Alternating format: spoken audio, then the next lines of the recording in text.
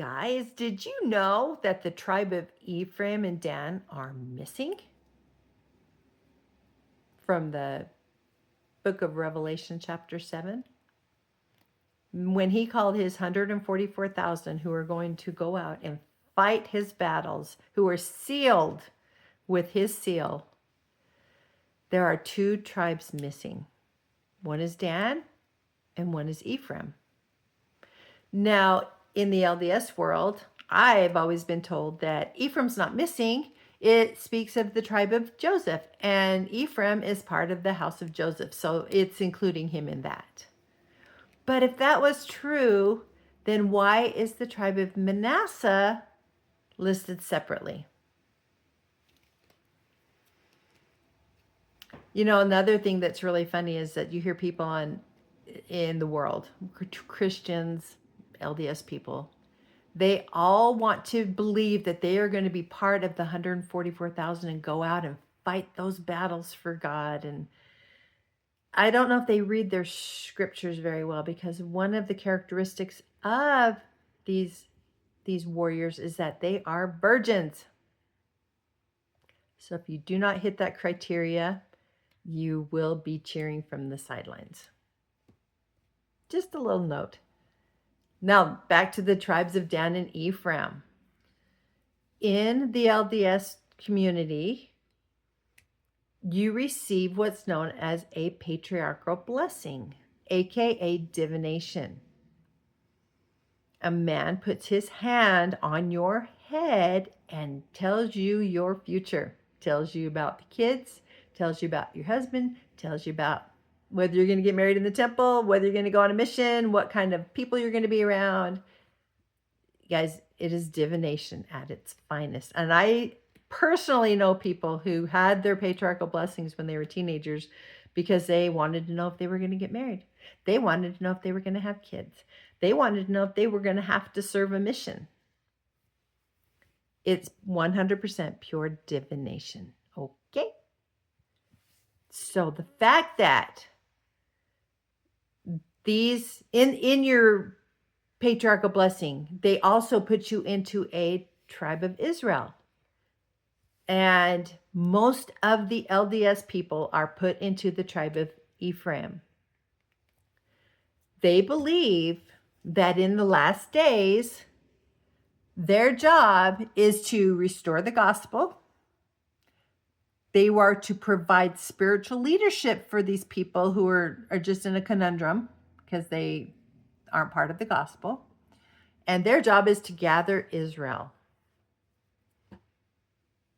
That's such an ego boost for these people. They believe they are all that. But when you dig into the tribe of Ephraim, the Ephraim was not all that. And in the historically, Dan and Ephraim, they worshipped idols. They built the idols they worshipped. They built high places and temples or buildings for these idols. And true to form, if you read in, for sure, I just got done reading the book of Jeremiah. I'm in the book of Isaiah.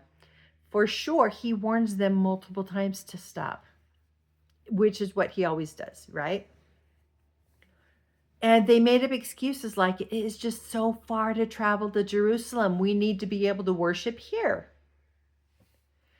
And they did not stop. So, in the book of Jeremiah, and I'm just reading one scripture, because you guys need to go dig up yourself if you want to learn about this. Book of Jeremiah, chapter 7, verse 15.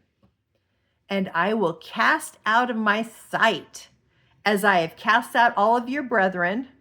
He's talking about the tribe of Dan there. Even the whole seed of Ephraim.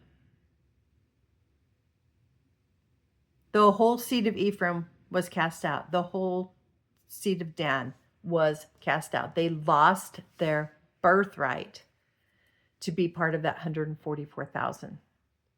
Now, don't you think it's fitting that, especially in the United States, people in the United States are idol worshipers?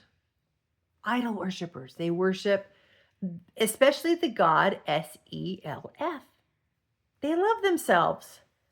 They love everything that they have been able to create.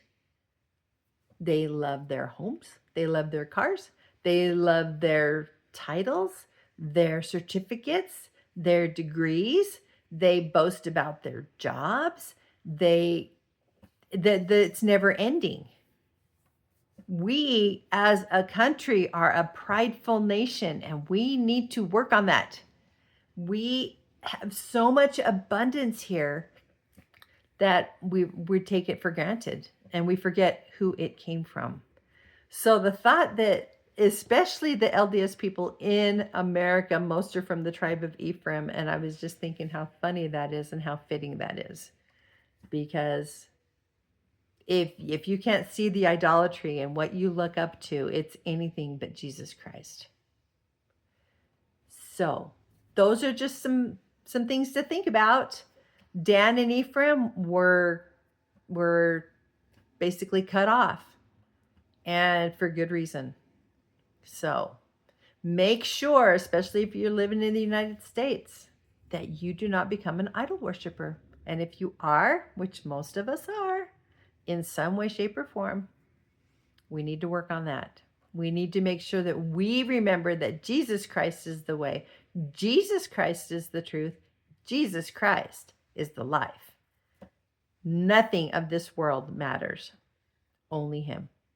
See you next time.